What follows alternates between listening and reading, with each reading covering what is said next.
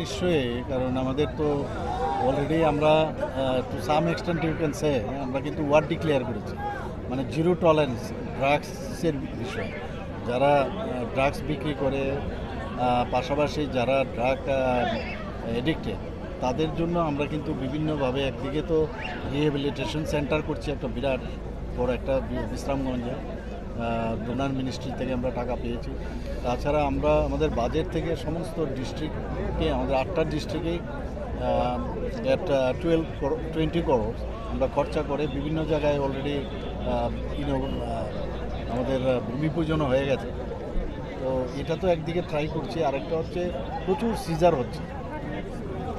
তো এটা একটা এখন চলছে আমাদের, এবং আমাদের গৃহমন্ত্রীজিও খুব এই বিষয়ে খুব বারবার বলেছেন যে কোনো অবস্থায় ড্রাগ যারা জড়িত রয়েছে বিক্রির ক্ষেত্রে তাদেরকে ছাড় দেওয়া হবে, এবং আমরা আরও ইন্টেন্সিফাই করব, টুডে আর টুমরো আরও ইন্টেন্সিফাই করব। এবং ত্রিপুরার সবচেয়ে বড় সমস্যা হচ্ছে আমাদের ল্যান্ড ল, এবং 3/4 এরিয়াই প্রায় অ্যাবাউট 850 কিলোমিটারই বাংলাদেশের সাথে আমাদের বর্ডার। এইরকম একটা জায়গার মধ্যে ফেন্সিংয়েরও প্রবলেম।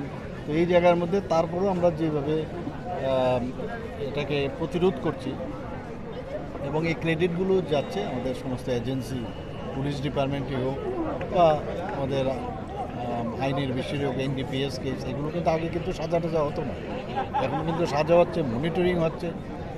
এবং আমাদের সবাই জানে এখন তো সিনথেটিক ড্রাগ, আগে তো আমরা গাঞ্জা খালি জানতাম যে, এবং ত্রিপুরার থেকে এগুলো বাইরে যেত।